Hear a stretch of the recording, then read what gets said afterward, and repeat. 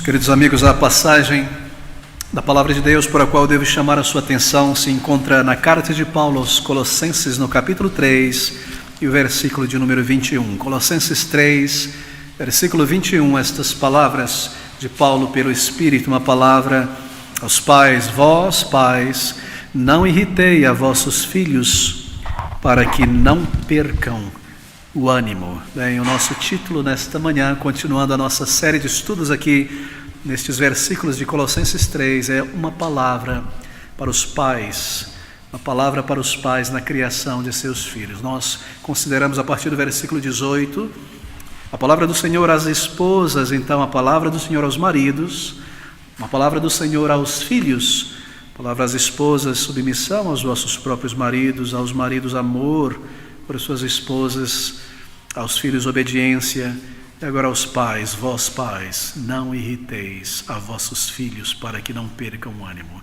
E nós recordamos que isto não é um mero conselho dado por um homem de Deus, mas esta é a palavra de Deus para nós. E aqui está um princípio diante de nós para pais e aqueles que serão pais um dia, a respeito da criação de seus filhos. E nós agradecemos a Deus por cada palavra, por cada conselho, por cada instrução que nos é dada sobre como criar nossos filhos, porque paternidade e maternidade é uma imensa responsabilidade. Deixe-me começar da seguinte maneira. Há dois textos, ou melhor, muitos textos, mas duas exortações fundamentais, isto é, de fundamento, na palavra de Deus sobre esta questão da criação de filhos. Há duas exortações fundamentais na palavra de Deus nesta questão da criação de filhos. De um lado, nós temos a exortação de Provérbios capítulo 13, versículo 24, que diz assim: este é um lado desta exortação fundamental: o que não faz uso da vara odeia seu filho, mas o que o ama cedo o castiga. E este é um lado da disciplina de filhos. E o outro lado, e por outro lado não quer dizer um lado oposto, negativo, mas complementar a este primeiro, está aqui em Colossenses 3, 21. Vós, pais, não irritei a vossos filhos, para que não percam o ânimo. O que não faz uso da vara odeia seu filho, mas o que o ama desde cedo castiga. E então, vós, pais, não irritei a vossos filhos, para que não percam o ânimo. Esses são os dois textos, ou as duas exortações fundamentais nessa questão da disciplina dos filhos. E isto, é claro, sempre anda de mãos dadas. Essas duas exortações sempre andam de mãos dadas na criação e disciplina de filhos. E se nós guardarmos como pais ou futuros pais e mães estas exortações, nós teremos um balanço correto bíblico para a criação bíblica correta de nossos filhos e daqueles que temos influência, netos, sobrinhos que estão sob o nosso cuidado. Bem, nós iremos examinar esses dois lados. Você sabe que nós temos muitos problemas em nossos dias nessa questão da criação de filhos, do ensino dos mais novos, porque o ser humano tem se afastado grandemente, mais do que qualquer outra geração, da palavra de Deus, da palavra do seu Criador. E em nossa sociedade em particular, e nas sociedades ocidentais em especial, você tem observado nos últimos 20 anos uma mudança drástica, muito rápida, nessa questão de criação, de ensino da geração em crescimento.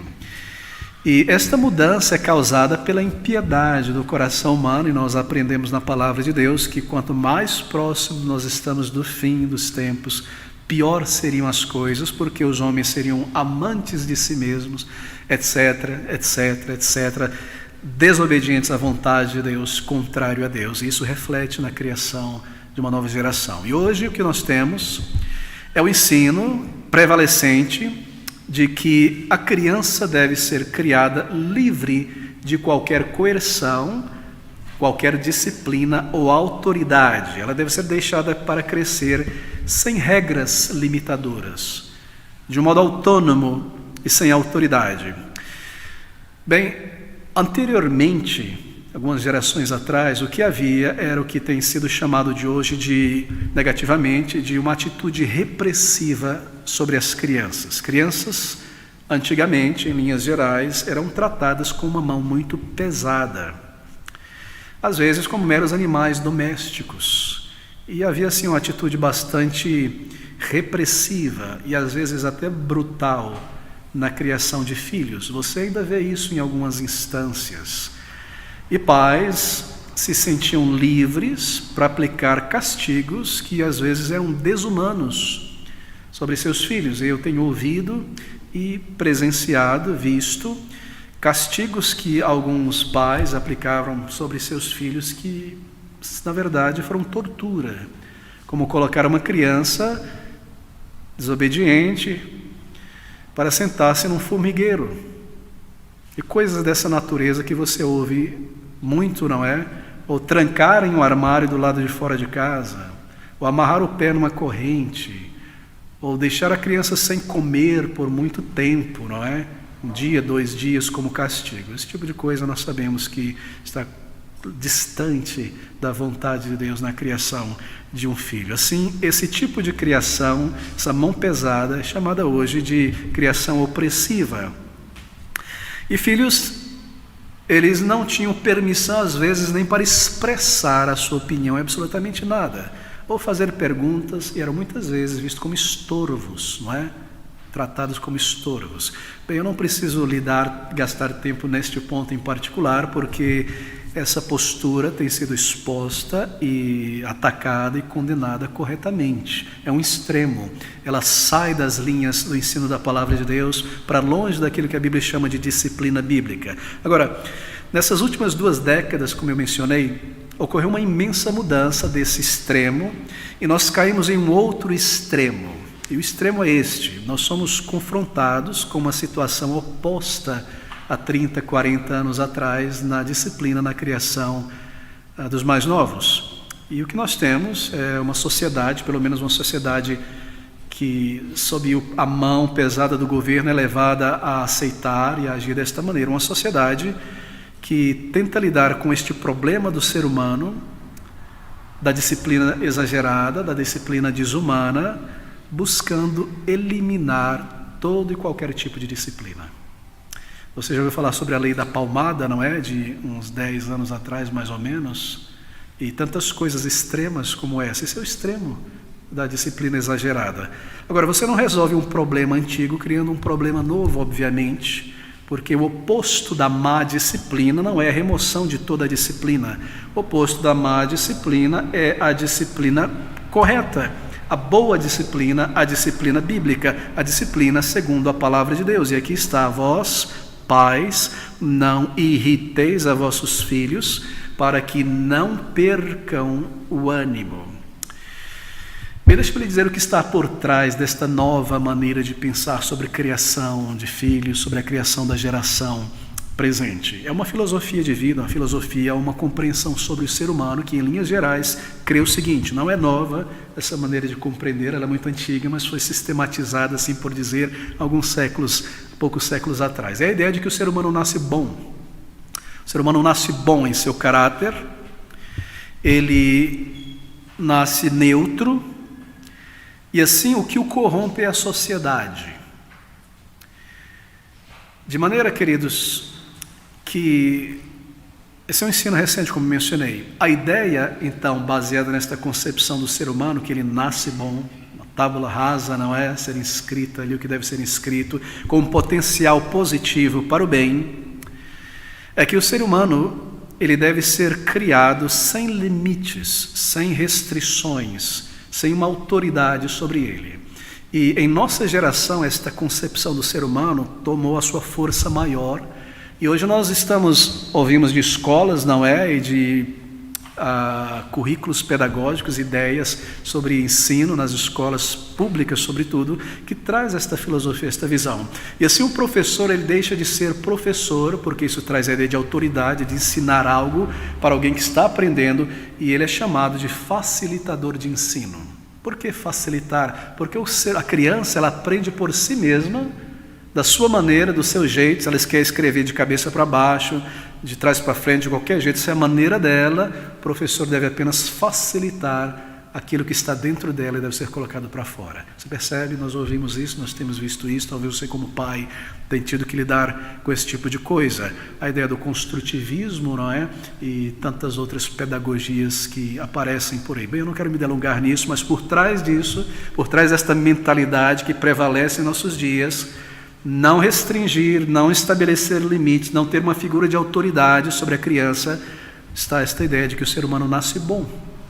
Ele precisa apenas colocar o seu potencial para fora. Bem, e assim nós temos que eliminar toda forma coercitiva de autoridade e deixar a criança livre para escolher o que quer, para fazer o que quiser, para decidir o que quer que seja. Não deve haver nenhuma repressão.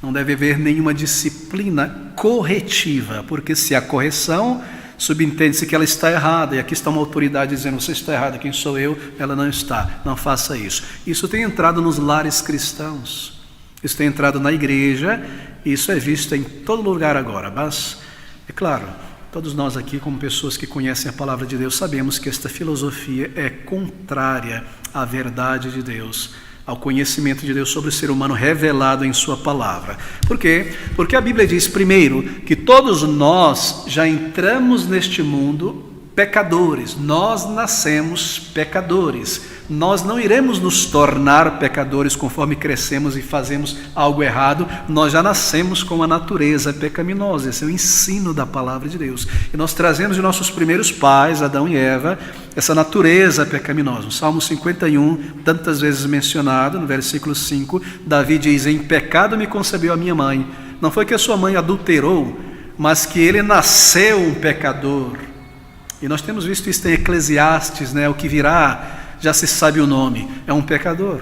Você não precisa descrever o que será essa pessoa que nascerá, será um pecador também. A palavra de Deus ensina isso. E a palavra de Deus ensina que toda a imaginação, aquele mover interno da alma humana, a imaginação do coração humano é pecaminosa, é má. Está lá em Gênesis capítulo 6, versículo 5. E a Bíblia ensina que todo o coração da criança, ele é pendente, ele é inclinado para a estultícia, para fazer o que é errado, o que é mal, o que é incorreto. Está em Provérbios 22, versículo de número 15. E que a criança, nos ensina a palavra de Deus, deixada por si só para crescer bem, sem disciplina, ela se torna uma vergonha para os pais. Mas deixe-me ler o texto, porque o texto ele traz essa autoridade. Abra comigo em Provérbios 22:15, rapidamente, apenas 2 textos, provando o contrário do ensino da filosofia deste mundo a respeito da natureza humana. Provérbios 22, versículo 15, diz assim: a estultícia está ligada ao coração da criança, mas a vara da correção afugentará dela. Você percebe? Essa é a natureza, está no coração. E lá em Provérbios 29:15, nós lemos assim: a vara e a repreensão dão sabedoria, mas a criança entregue a si mesma, deixada por si mesma, envergonha a sua mãe. É claro que sim, porque esta é a natureza do ser humano. Bem, aqui está então o ponto inicial. É muito importante lançarmos fora de nossa mente toda esta ideia errônea que o ser humano nasce bom e que ele é corrompido pela sociedade. Isso é ilógico, não é? Quem foi que corrompeu a sociedade, senão um ser humano mau? Aqui está a palavra de Deus. E quando nós entendemos isso, então daqui flui uma pedagogia correta, uma maneira correta de se criar filhos, segundo a vontade do Senhor, baseado na verdade. De modo que o ensino de toda a palavra de Deus é que enquanto a pessoa não for salva, regenerada e tiver o Espírito habitando nela para o auxiliar, ajudar a ouvir a voz da consciência, fazer aquilo que é certo, enquanto a pessoa não estiver sob a graça de Deus, ela terá que ser mantida sob a lei, porque a lei restringe o mal. Essa é uma das funções da lei. A disciplina restringe o mal. O ensino bíblico é que o ser humano é uma criatura descaída, rebelde, inclinada no coração para o que é errado, conduzido pelas paixões. Se você deixar uma pessoa sozinha crescer, ela não será criada, ela envelhecerá, mas não será criada. Ela naturalmente inclinará em uma direção. Como a planta busca o sol, a luz em qualquer lugar, a criança se inclina para o erro naturalmente. Ela já está indo nesta direção.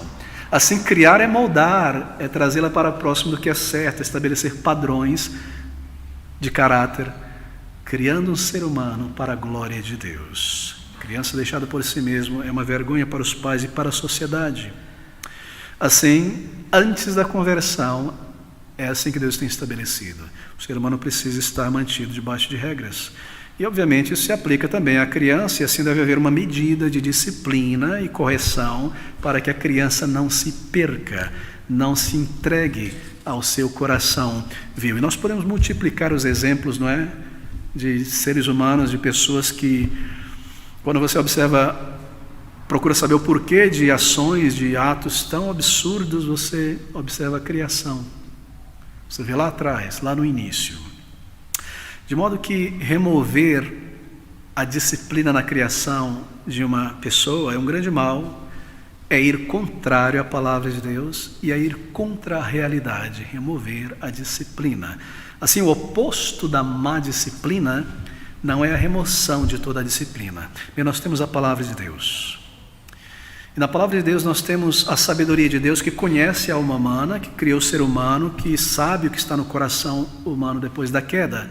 E quando ele coloca essas exortações aqui, ele sabe qual é a raiz dos problemas. Nós vimos que muitas vezes a dificuldade no versículo 18 das esposas está nessa questão, dos maridos naquela, dos filhos em obedecer aos pais e dos pais em não criá-los na disciplina do Senhor. Bem, queridos amigos, em poucas passagens da palavra de Deus nós aprendemos o que não fazer na criação de filhos e o que nós devemos fazer. É isso que nós vamos considerar nesta manhã, aqui neste versículo 21. Vós pais, vós agora, Paulo está colocando o holofote sobre os pais, aqueles que serão pais, mães, pai e mãe. Vós pais, esta palavra é para vocês, é como se ele estivesse dizendo: vós pais, não irriteis a vossos filhos para que não percam o ânimo. Agora, há um ponto interessante aqui, porque a palavra pais no original é a palavra pater, e pater no grego se refere ao homem, ao pai, ao elemento masculino. Então ele está dizendo aos homens em particular aqui: vós pais. A exortação é particularmente dirigida ao pai. Pai, preste muita atenção nisso aqui. O Espírito de Deus decidiu dirigir essa exortação ao pai e à mãe, mas ele fala com o pai, o marido aqui. Por quê?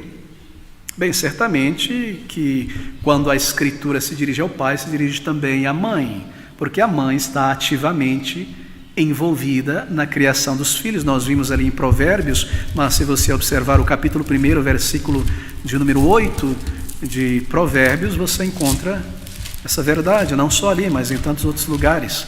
Provérbios 1, versículo de número 8, diz assim: filho meu, ouve, lembra-se da questão da voz, nós estudamos no domingo passado. Filho meu, ouve a voz, a instrução de teu pai, e não deixes o ensinamento de tua mãe. Assim, quando a Bíblia se dirige ao pai, se dirige à mãe também. Então a pergunta é: por que aqui em Colossenses, Paulo, pelo Espírito, ele se dirige, ele olha para o pai e fala: vós pais, maridos? Questão interessante, não é? Claro, ele está se dirigindo às mulheres, não perca isso de vista, e de fato, na grande maioria das vezes, é a mãe que mais em particular está envolvida na criação do filho do que o pai. Ela está mais tempo com a criança ao longo do dia. É a voz da mãe que a criança ouve mais ao longo do dia. A mãe está ali quando a criança acorda, quando a criança se machuca, quando a criança está se divertindo, quando a criança volta para casa e quando a criança vai dormir.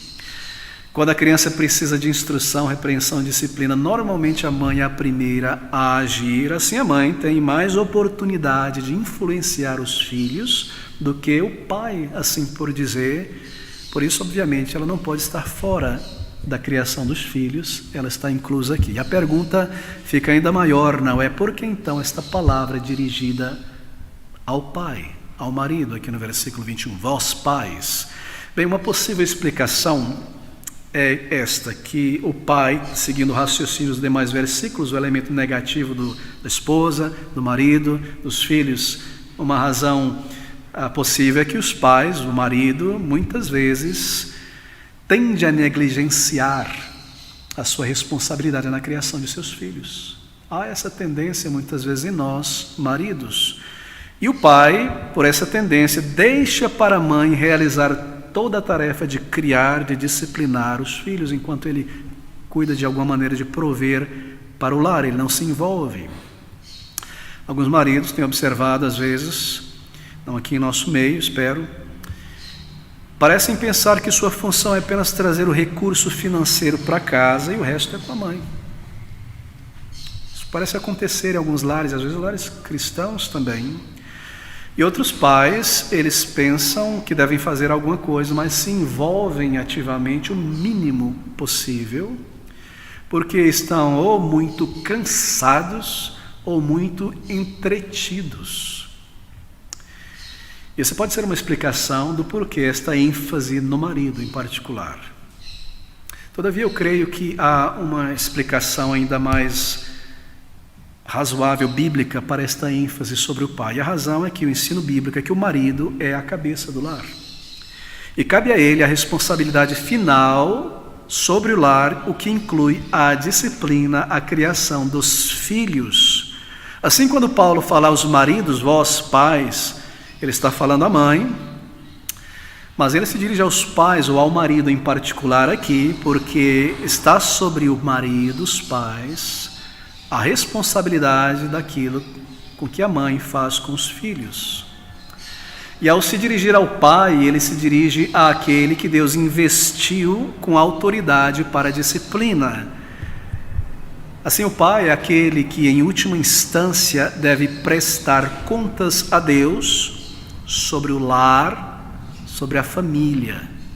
E eu creio que esta é a razão porque Paulo está ali o casal, ele vira os olhos para o marido e diz, vós pais, incluindo a esposa também. Bem, queridos amigos, o pai e a mãe formam um time.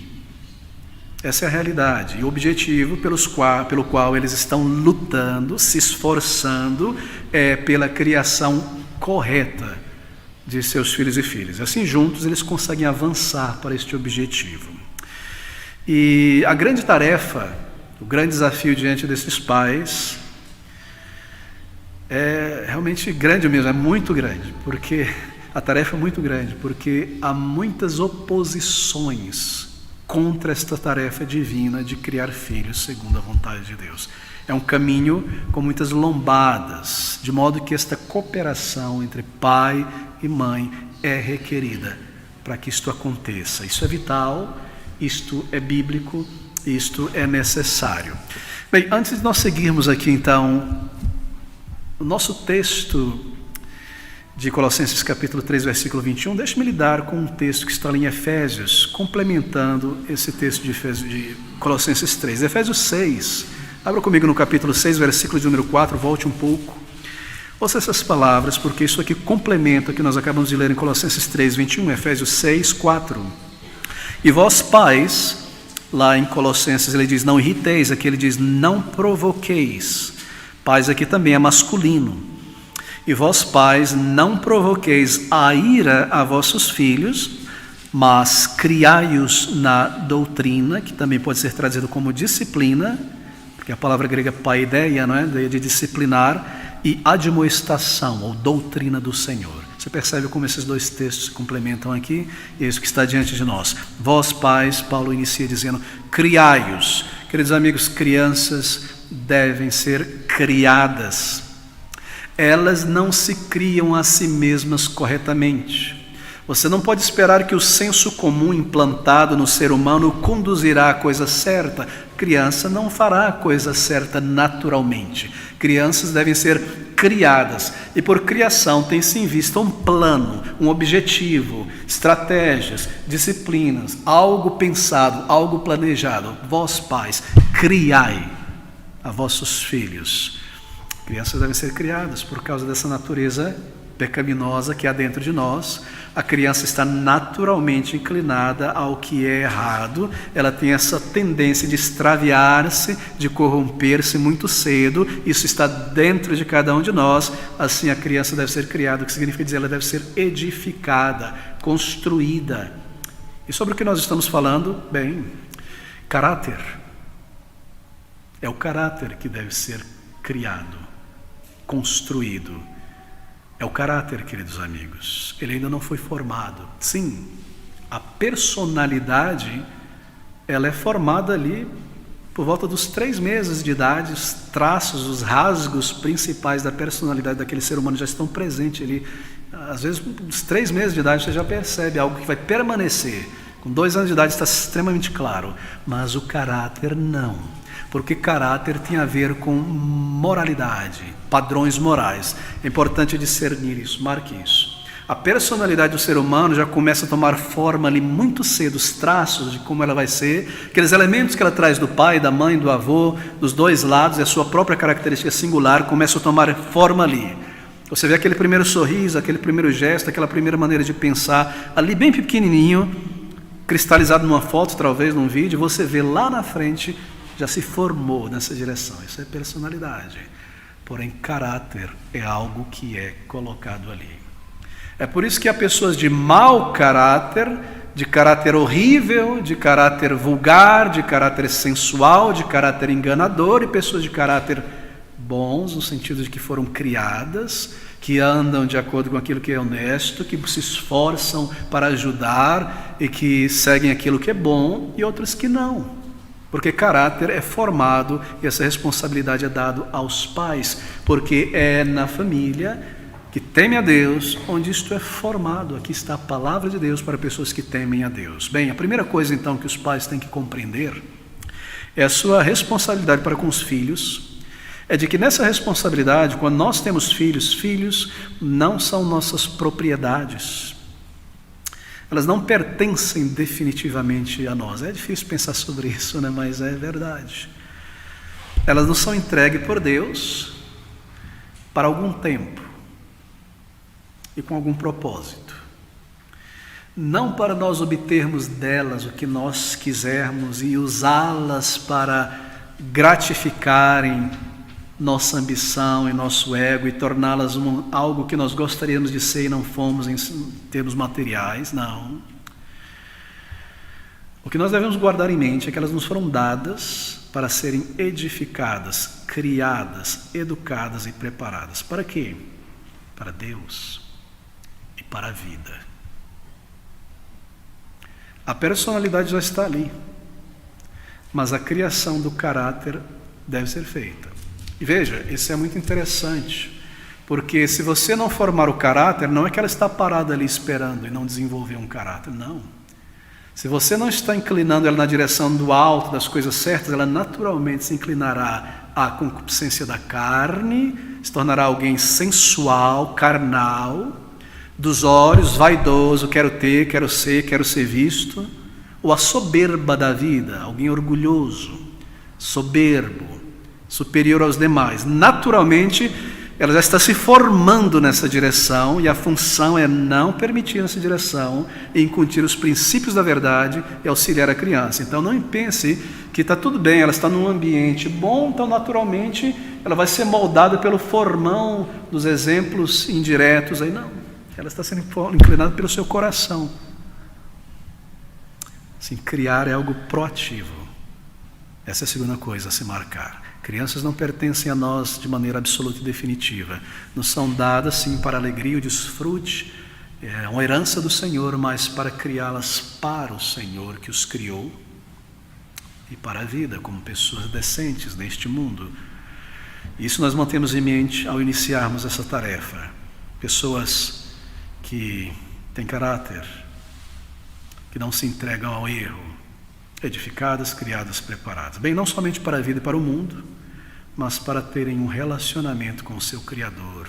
Por quê? Porque são almas eternas. É muito difícil, às vezes, eu observo para pais encarar seus filhos como seres humanos. São sempre vistos como bebês, mas ali está um ser humano que deve ser formado para a vida. Nós não podemos errar aqui. São lindos, são belos, mas ali é um ser humano, é uma alma eterna que está sendo formada. E assim, essa é a grande responsabilidade, saber de que maneira nós criamos esses filhos. Como nós vamos aproximá-los mais de Deus, o seu Criador. A palavra de Deus nos diz que crianças, filhos, são para que criemos, edifiquemos e treinemos como convém na palavra de Deus. E a primeira coisa a fazer para encarar essa tarefa de modo racional, por racional eu quero dizer, baseado no texto, diretrizes que são dadas e são aplicadas, é perceber que essa é uma tarefa a ser realizada.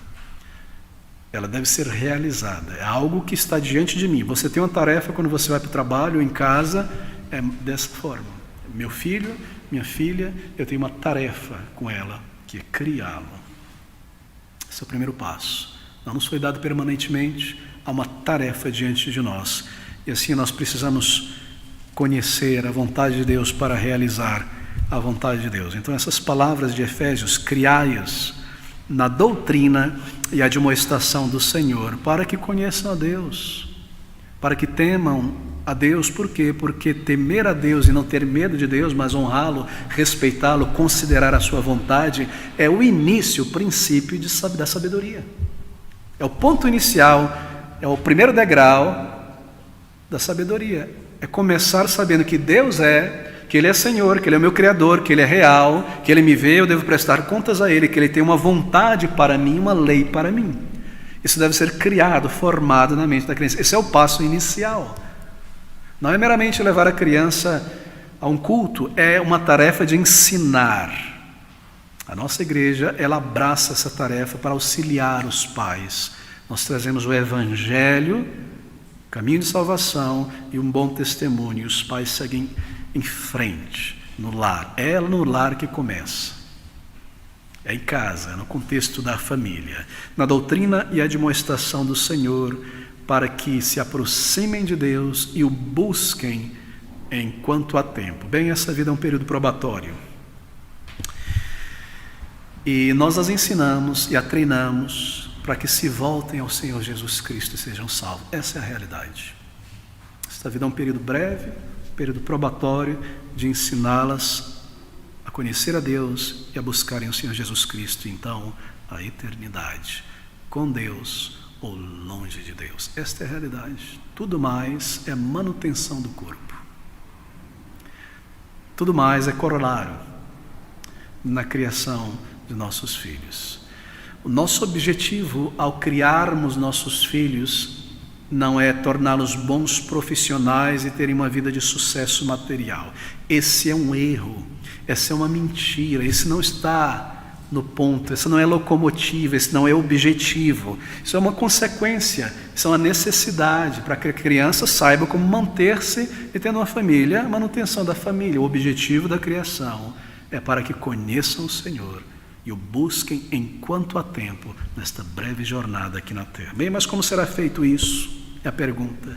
E de maneira efetiva, que estratégia, que método nós devemos observar? Bem, nós encontramos aqui em Colossenses, junto com Efésios, 3 respostas para essa pergunta. Como agir, o que fazer na criação de filhos, tendo em vista este objetivo. E uma parte desta resposta é negativa.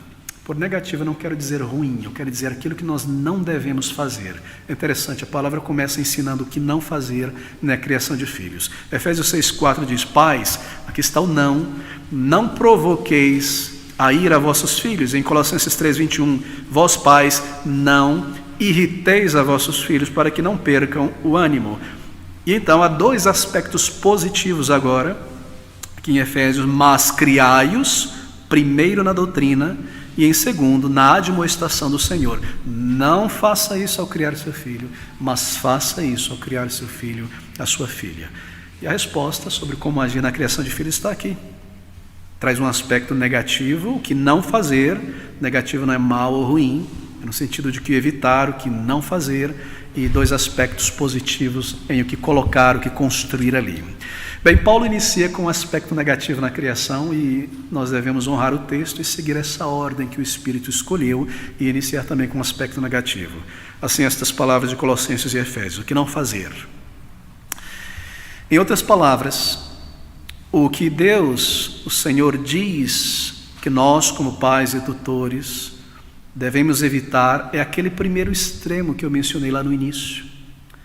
Aquela maneira do passado, ainda presente, da disciplina desumana, injusta, irritar nossos filhos em demasia, para que não se desanimem, não percam o ânimo, ou provocá-las continuamente e elevar aqueles elementos da natureza decaída a se manifestarem, a revolta, a cólera, a rebelião, etc. Agora, evitar provocar nossos filhos não significa que nós nunca fazemos qualquer coisa para chateá-los, claro que não. Não significa que nós não devemos limitar ou proibir nossos filhos algo para não irritá-los ou deixá-los bravos. Não é isso que está em cima da palavra de Deus, porque nós já vimos que crianças devem ter limites, e limites quer dizer, não, sim, nesse horário, nessa quantidade. O que isso significa? Bem, significa que nós devemos tratá-las de tal forma que as paixões, a cólera, a ira, aquela coisa da natureza descaída do ser humano, não sejam acendidas e permaneçam acesas nessa criança, exasperar a criança todo o tempo injustamente, até que ela se ire e se mantenha nesse estado de ira e irritação. Então, Colossenses 3:21, vós pais, não irritei a vossos filhos para que não percam o ânimo. Ânimo vem do latim, a nossa tradução, e no grego traz essa mesma ideia. Anima é a palavra alma. Não percam o ânimo, a alma, a motivação para a vida. Não trate teu filho, tua filha de tal maneira opressiva que ela perca o ânimo para a vida, a força, o vigor para viver, para seguir em frente. Não faça isso.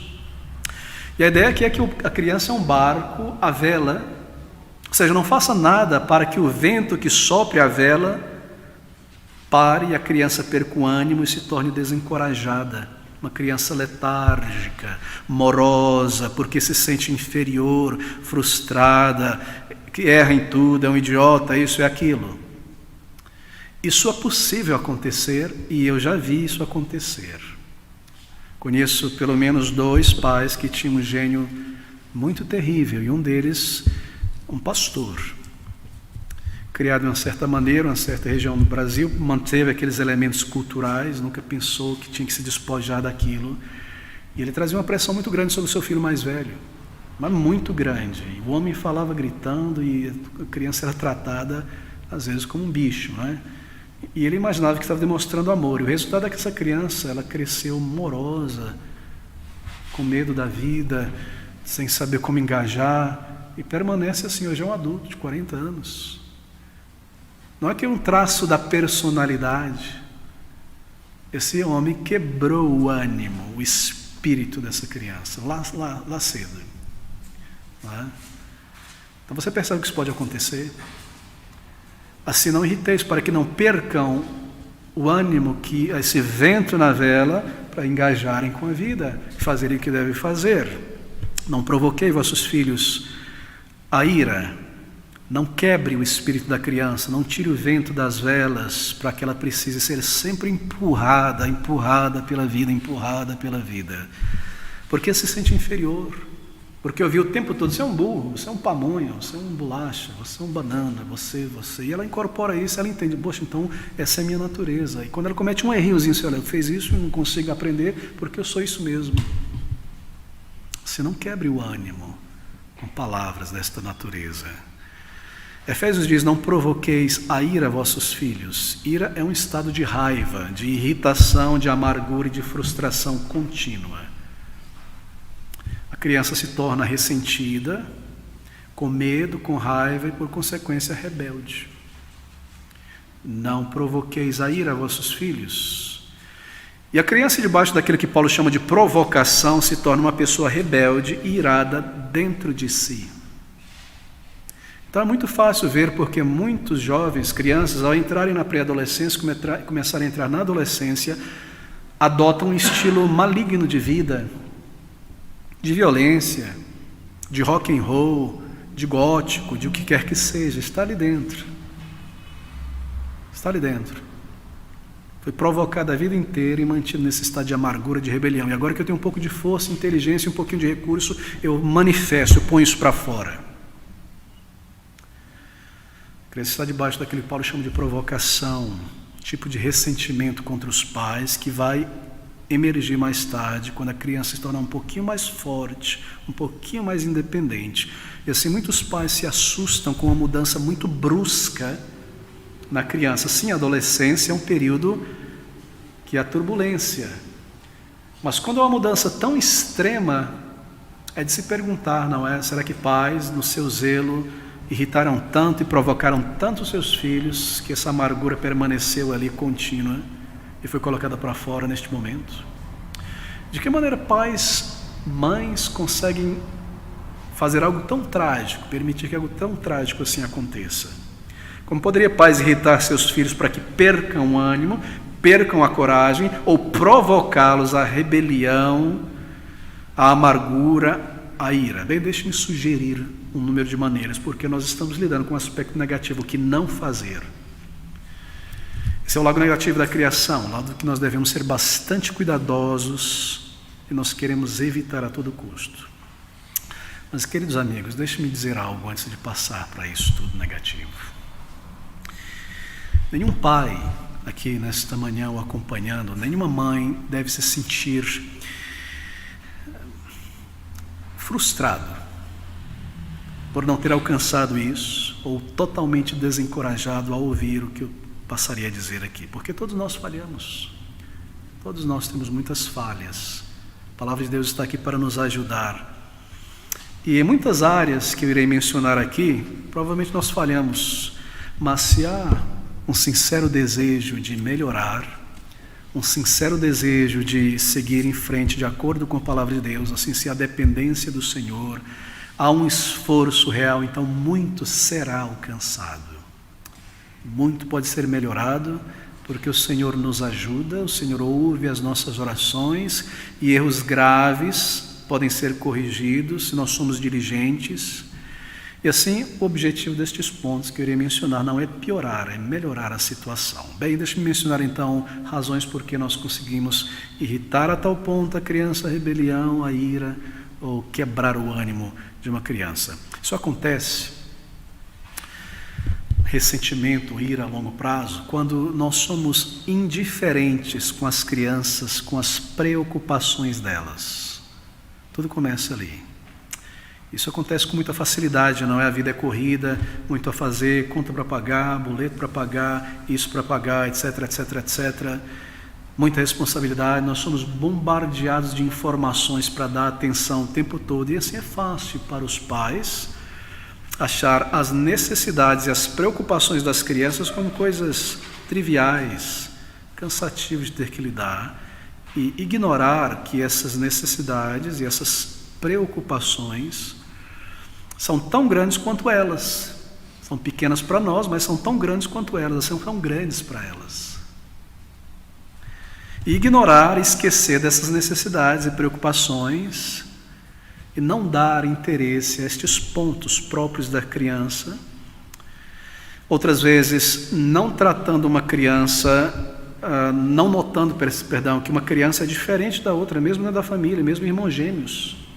E tratando de uma maneira muito igual, quando preocupações diferentes há na mente de uma criança e de outra, quanto ao mesmo objeto ou situação. Essa indiferença é o início, não é?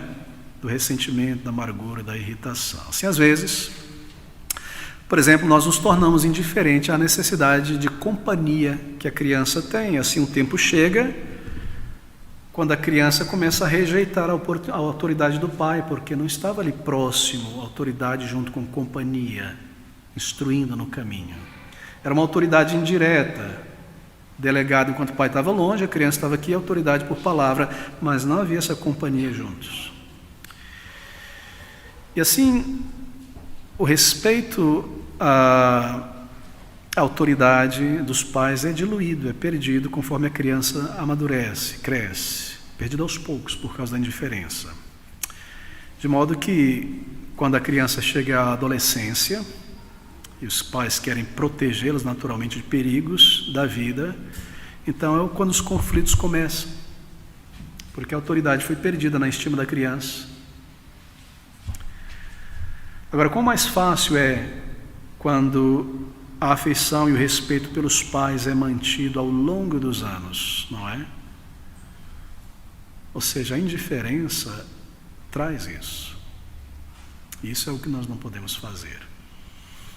E nós somos tentados em uma sociedade tão corrida. Segunda causa, que provavelmente leva à exasperação da criança, é o oposto da primeira, não é?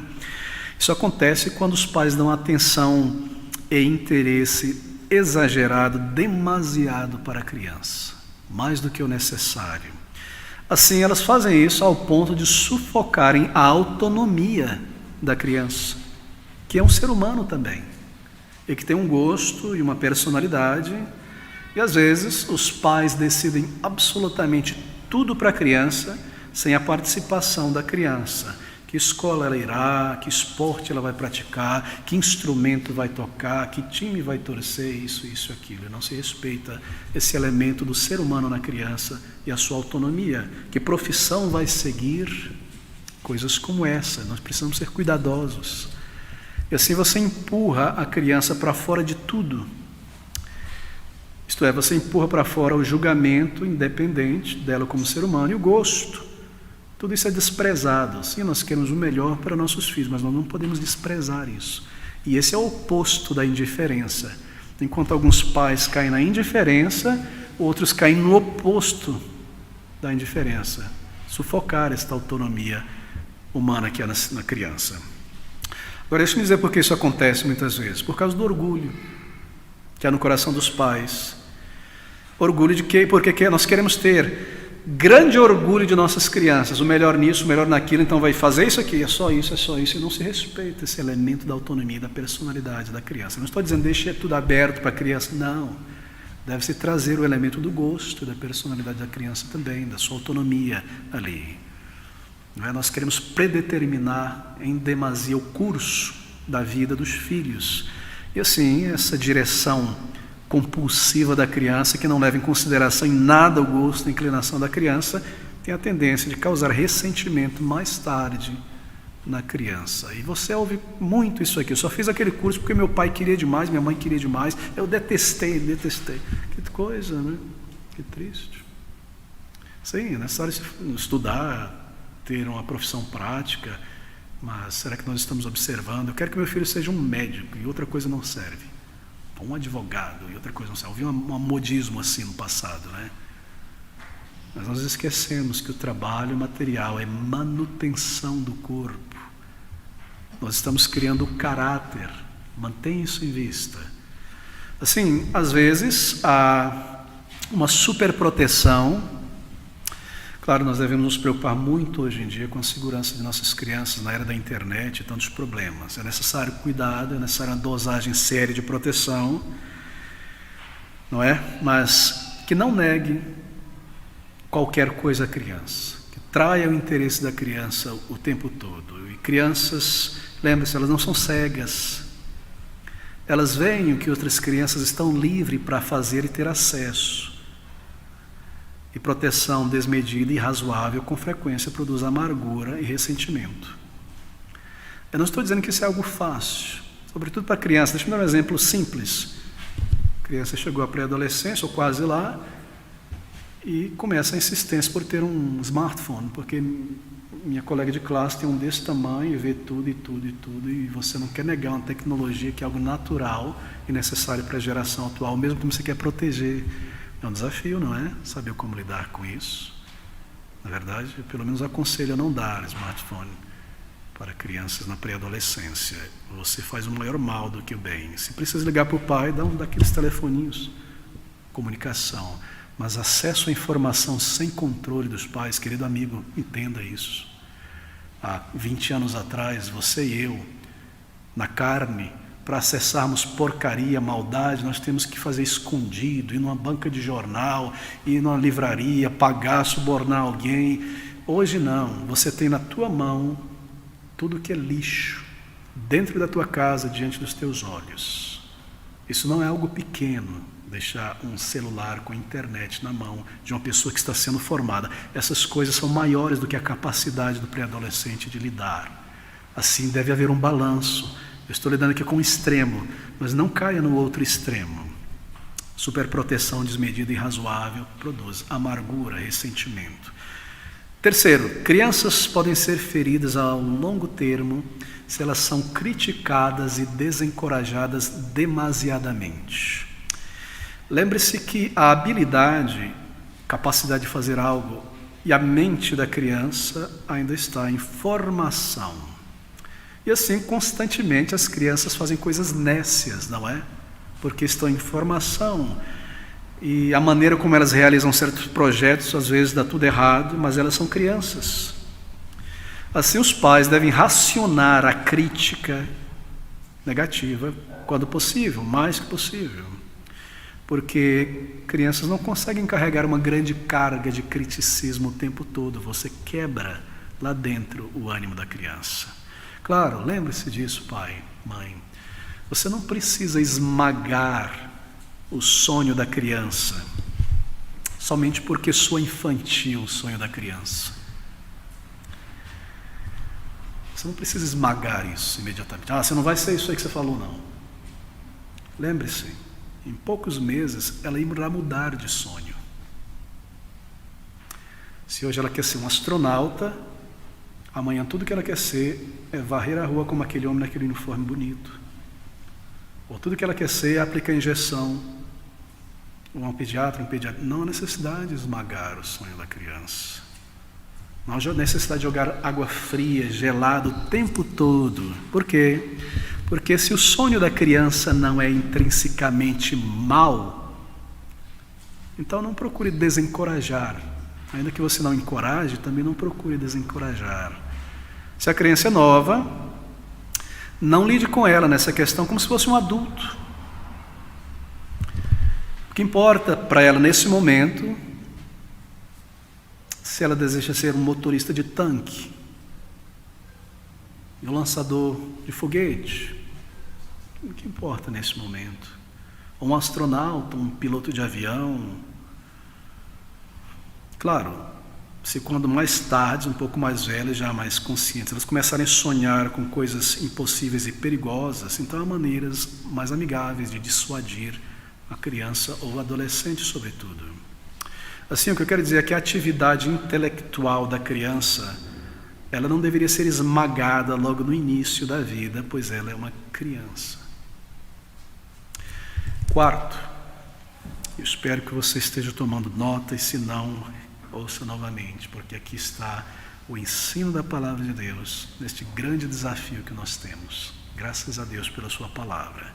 Outra maneira que pode causar ressentimento e exasperação é quando nós somos muito vagarosos em nos adaptar ao crescimento da criança. Já observei isso em mim, minha esposa, em outros pais. Acho que é esse elemento em nós. Nós somos um tanto vagarosos em nos adaptar ao crescimento da criança. O pai, ele sempre vê o filho e a filha mais ou menos 1 ano e meio, 2 anos, mais novo do que a criança já é na mente. Não é interessante? Nós estamos sempre atrasados 1 ano e meio, 2 anos na capacidade, na mentalidade da criança. A criança já avançou 2 anos, nós estamos ainda lidando com ela ali. Assim, nós não nos adaptamos a esse momento da criança, essa capacidade da criança. De modo que, às vezes, nós somos hostis e agimos com mau temperamento, e há uma punição desmedida, demasiada, severa. Quando o pai está cansado, tenso, não é? A gente age mal com os filhos, com muita severidade, apesar do nosso amor pelo filho e pela filha. Eles não entendem exatamente que isso é movido por amor, mas foi instrumentalizado pela carne. E se nós estamos frustrados a aplicar certas punições só por causa da frustração, mais do que um espírito, uma atitude correta para a correção. Assim, penso eu que é sempre melhor nós nos acalmarmos um pouco, para termos um balanço na hora de aplicar a disciplina, e sempre explicar o porquê. E lembre-se que o castigo que é necessário, porque nós lemos sobre a vara, deve estar sempre ajustado à infração. É muito importante que o castigo esteja ajustado à infração. Por exemplo, se você dá uma surra no teu filho, na tua filha, com a vara, por causa de um mau comportamento na escola, o que você vai fazer então quando ela fizer algo mais grave, como mentir para você? Né? Você já foi ao extremo ali. O que você vai fazer quando ela fizer algo pior, quando mentir para você? Porque mentir se refere ao caráter. O que você vai fazer? Bem, você já aplicou o castigo mais severo sobre algo que talvez não foi tão escabroso. E agora o que vai ser feito quando ela mentir? Que é pior do que aquilo. Talvez uma disciplina bem mais leve do que aquela. E a criança é ensinada, até pela disciplina, que aquilo ali é menos pior, assim por dizer, do que mentira, é menos pior do que ficar 5 minutos no recreio escondido para depois voltar para a aula, alguma coisa desse tipo. Então deve haver um balanço. Disciplina deve ser ajustada à gravidade do comportamento. Agora, uma dica aqui muito importante, que às vezes nós não temos discernimento entre as coisas. Mau comportamento moral é mais sério do que um mau comportamento com coisas materiais. É isso que deve estar em nossa mente. Se a criança na mesa, de novo, deixou o copo cair e quebrou pela terceira vez, depois teve mostrado, não põe um copo do lado da tua mão, põe na frente para bater assim. Isso é algo que a criança ainda está se adaptando pela sua lentidão, capacidade motora. Certo? Você não precisa tirar a criança e colocar ela ajoelhada em cima do milho e do arroz. Por isso, há uma maneira certa de disciplinar, não é? Para que a criança entenda a necessidade de colocar. Assim, isso é questão material. Mas se a criança está mentindo, então isso é algo do caráter. Então nós devemos discernir isso aí na hora de disciplinar a criança. Quando é um erro causado pela infantilidade, pela falta de conhecimento, de jeito. Às vezes a criança chega a um corpo maior, mas tem uma mente de criança ainda, pré-adolescência, assim, é como se tivesse com um pezinho num sapato grande, assim, ainda está se ajustando, e uma coisa ali acontece, esbarra, e faz alguma coisa 2, 3 vezes, e acende uma vela perto de uma cortina, e coisas desse tipo. E é sério isso aí, precisa ser lidado. Mas lembre-se, isso não é a mesma coisa do que roubar, do que brigar com o irmão ou a irmã, do que enganar. Essas são coisas morais. E nessas coisas morais nós devemos ter um peso maior de disciplina, de agilidade, de seriedade, porque o caráter está manifestando algo errado. Do que quando, pego alguma coisa do pai e da mãe para usar emprestado e quebro e rebento por mau uso, porque devia ter usado direito, não foi instruído. Não posso comparar isso com algo moral. Então nós fazemos essa diferenciação na hora da disciplina. Quando é desobediência séria ao que é dito, não ouvir a voz, não agir imediatamente, deixar para depois, não quero saber, isso é algo moral, isso é desobediência, isso é rebeldia. Então a disciplina deve ser apropriada. Certo? Mas quando é para limpar alguma coisa e faz, e esqueceu um canto e ficou com preguiça, sim, deve haver um trato, mas não é tanto quanto a mentira, a rebelião. Então nós discernimos essas duas coisas para aplicar o castigo certo. Assim você não aplica o mesmo castigo ou a mesma disciplina em questões como essa. Essa é a maneira de criar o filho. Na disciplina do Senhor, não na disciplina da carne. Discernindo quando é algo moral e quando é algo material, assim por dizer, que não envolve um elemento moral do caráter, porque nós estamos objetivando o caráter, o coração, sempre discernindo essas coisas. Certo, queridos? É muito importante, isso nos ajuda muito a fazer esse discernimento para aplicarmos a disciplina correta.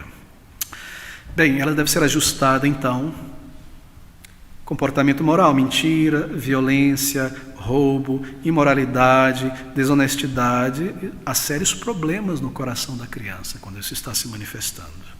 E precisa ser lidado com mais seriedade. Mas lembre-se, a criança possui uma consciência também, e ela percebe quando um castigo é muito superior ao crime. Todos nós percebemos, nós lembramos da nossa infância, ou quando o pai e a mãe estão colocando suas frustrações junto com o castigo, mais do que punindo apenas pela falha. Ou quando o pai e a mãe não estão discernindo as artimanhas dos filhos, porque filhos se comportam assim, meninos e meninas. Eles fazem arte e traquinagem para culpar o irmão, para culpar a irmã. E eu falo isso por experiência, não minha, mas dos meus irmãos. de fazerem assim, e o outro é culpado para levar uma surra, uma disciplina do pai. E o pai e a mãe, em vez de procurar as evidências, sondar uma coisinha ou outra, já desce a lambada ou a disciplina naquele, porque já fez isso antes, já é assim, você não é flor que se cheira, pronto. E a criança que tem a consciência, ela começa a se amargurar porque ela recebeu injustiça séria. Assim, pais erram muito nisso aí. Nós temos que tomar grande cuidado. Nós devemos observar também aquilo que eu mencionei, que a criança sempre está um pouquinho mais avançada do que nós na mente, na malícia e na capacidade. Nós estamos sempre 2 anos atrás. E as crianças também agem por conta de um coração mau. Elas não são aquele docinho que nós queremos que sejam. Elas são, mas tem esse alimento. Nós temos que tomar cuidado. E crianças aos poucos vão querer aprender a mentir para se livrar de uma situação ruim que traga uma disciplina. E aí quando o perigo começa. Então nós devemos tomar esse cuidado.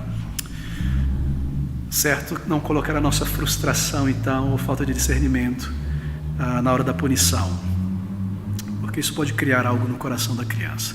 Punições exageradas, por exemplo, que envergonham, que humilham o ser humano, né? Aquele elemento humano na criança. Isso não pode acontecer.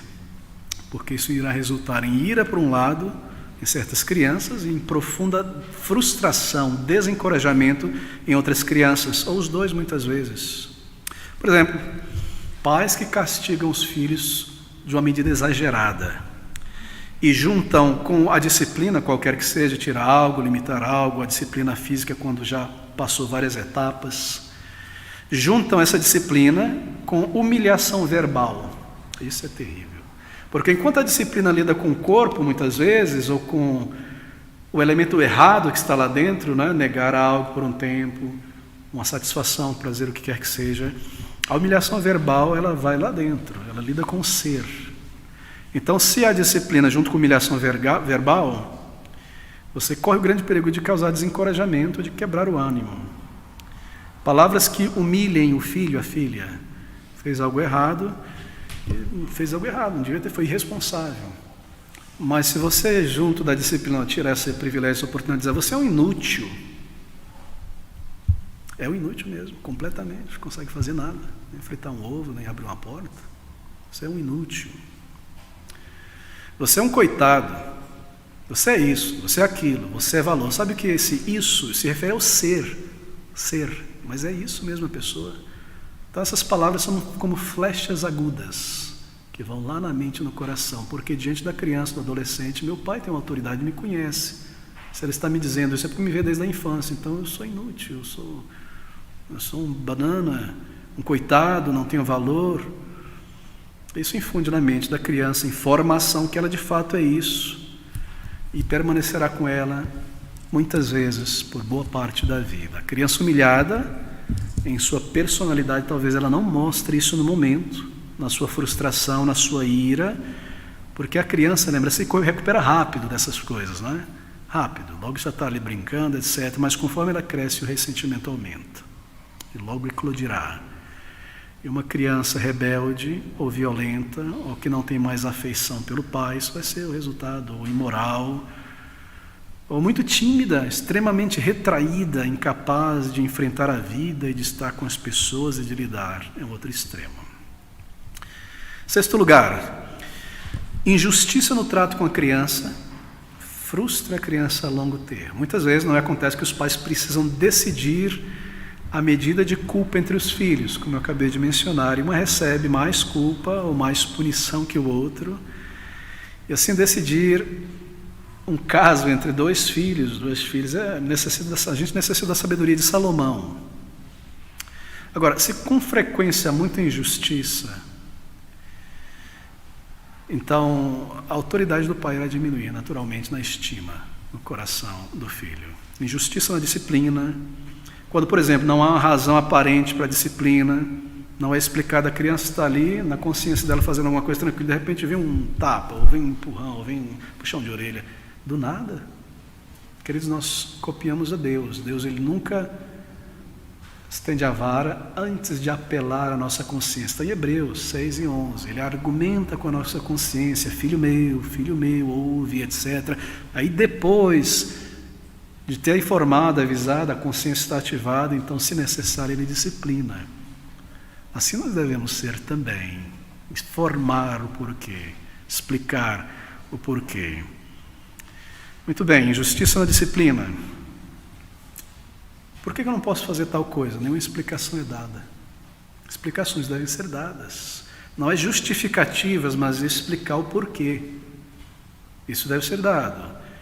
E se isso se repete muitas vezes, não acontece, então frustração, irritação, ou este desânimo íntimo, letargia, começa a tomar forma, perda do ânimo, da força. Às vezes, os pais, infelizmente, eu vejo isso mais em avós, mas às vezes a gente percebe nos pais, é triste isso, mostra um certo favoritismo aberto para um filho ou filha do que para outro. Uma criança recebe mais do que outra, e talvez os pais não estejam percebendo que estão fazendo isso. E há muitas razões erradas, tristemente, para isso. Porque talvez este filho ou esta filha, este neto tem mais a cara do meu filho do que aquele outro neto. Não é triste que haja essas motivações? E nós mostramos um tipo de favoritismo aberto. Mas a criança que recebe menos, seja de atenção, de cuidados, de bens, ou que ela é punida mais do que a outra, ela percebe isso, ainda que não fale. Ela observa isso. Ou que recebe mais encorajamento do que a outra, pelo mesmo ato, pelo mesmo feito, pela mesma tarefa. Então a credibilidade, a autoridade, a sabedoria paterna é diminuída na estima dela. Se a frequente fala em demonstrar aprovação, carinho, então há perigo na frente. Há perigo em nossa frente. Sétimo, e essa é a última forma que eu gostaria de mencionar, de irritar a longo termo uma criança, provocar a ira, é falha no exemplo. Falha no exemplo é um negócio muito poderoso, sobretudo para o adolescente. Falha no nosso exemplo, isso é algo terrível da nossa parte. No adolescente não, no pré-adolescente, na criança, lembra que a criança, quando ela aprende, ela entende e toma isso como uma verdade, é de fato o parâmetro certo, mas quando ela vê você fazendo errado, ela pode até correr para você, pai, mas isso é errado, não faz isso, porque você ensinou a ela. Então a falha no exemplo é poderosa na mente da pessoa em formação, é óbvio. Se os pais fazem constantemente aquelas coisas que elas reprovam nas crianças, não causará ressentimento e confusão. E muitas vezes, lembre-se, é interessante, a criança logo vai copiar o exemplo do pai, ainda que saiba na consciência que é errada. Que o pai fez, o pai agiu assim, o pai falou assim, o pai assim, assim, a mãe assim, agiu dessa maneira. Ela toma liberdade no pai, toma liberdade na mãe para fazer aquilo que a consciência dela diz que está errado. Porque o juiz, que é o pai, assim por dizer a mãe, está fazendo a mesma coisa. Então, eu posso fazer. Com muita frequência a criança copia, não é? 5 anos, 8 anos, 11 anos. Se ela se comporta com malícia, com desrespeito, é opinativa, é sarcástica, não se consegue se controlar, se enraivece facilmente, ou é desleixada, ou é muito argumentativa, na maioria dos casos, a criança é nada mais do que um reflexo dos pais. Uma das coisas mais feias que eu observo é quando o filho, a filha, copia o exemplo do orgulho da mãe ou do pai. É muito feio, é muito triste, é muito tocante isso. E o filho naturalmente é orgulhoso, porque você vê isso um reflexo na mãe ou no pai. Ou naturalmente desleixado. É muito triste, meus queridos amigos, ver esse tipo de coisa. Assim, na maioria das vezes, as crianças são reflexos do pai. E muitos pais são lentos em perceber isso. Essa é a grande dificuldade, que os filhos aprendem o comportamento dos pais. E sabe qual é a coisa mais triste para um pai? Acho que todo pai e mãe já passou por isso. A coisa mais amargosa para um pai e para uma mãe é ver o teu próprio pecado no teu filho, na tua filha. Não é triste? Isso é triste. Porque os filhos observam, trazem isso, tomam isso. Se essa criança está raivosa e está assim, será que eu me observo? Bem, não quero desenvolver esse ponto, mas uma última forma de irritar é provocar os filhos à ira pela falha no exemplo. Nós somos lentos em perceber, mas se o pai, sua mãe ama seu filho, e esse amor é bíblico, então saberá que não há algo mais triste do que ver seus próprios pecados em seus filhos. Queridos amigos, a falha no exemplo é um dos maiores problemas na criação de filhos. Bem, eu preciso concluir por aqui, sou tão negativo. Mas a palavra de Deus começa com este elemento, não faça. Então ele parte para o elemento positivo, faça. E o Senhor permitindo, nós iremos lidar com o que fazer, como elemento positivo. Em todas essas coisas que nós mencionamos estão estas palavras de Efésios e Colossenses. Vós, pais, não irriteis a vossos filhos para que não percam o ânimo. Vós, pais, não provoquei a vossos filhos a ira. Indiferença, atenção demasiada, crítica e desencorajamento constante, disciplina ligada à humilhação verbal, lentidão em se adaptar ao crescimento e amadurecimento da criança, hostilidade, mau temperamento, injustiça no trato, falha no exemplo. É uma lista feia, realmente. Mas são essas, entre outras coisas, que causam essa irritação, a quebra do ânimo, o desencorajamento. E esse é o aspecto negativo.